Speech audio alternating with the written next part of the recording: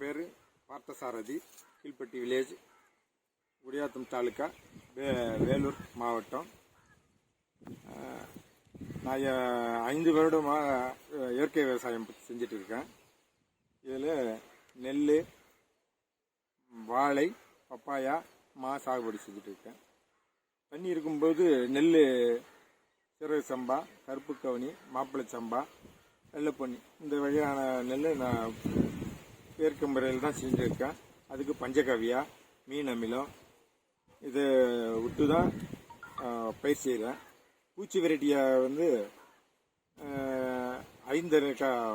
10 இலை கரைசல் நாட்டு மாட்டு கோமியத்தில் முக்கி அது பூச்சி வெரைட்டியாக இப்போ நான் பயன்படுத்துகிறேன். அது நெல்லுக்கு.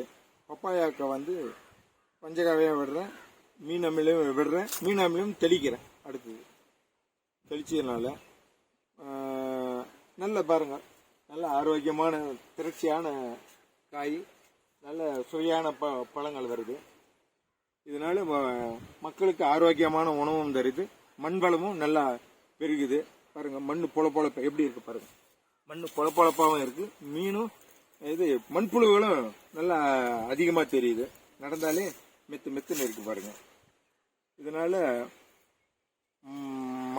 மனிதனுக்கு ஆரோக்கியமான உணவும் இருக்கு, மண் வளமும் பேணி காப்பு. வரும் சந்ததியினருக்கு நம்ம விட்டு செல்ற ஒரே ஒரு நல்ல பணி எதுன்னா, நம்ம ஆரோக்கியமான உணவும் மண் வளத்தையும் விட்டு செல்வதாக தெரிவிச்சுக்கிறேன். இதெல்லாம் அருகில் உள்ள விரிஞ்சிபுரம் கேவிக்கு போய் தான் ஒரு சில தெரியாதெல்லாம் கேட்டு தெரிஞ்சுக்கினேன். ஐயா ஆலோசனைப்படி இவ்வளவு இதையெல்லாம் செஞ்சுட்டு வரேன். நன்றி, வணக்கம்.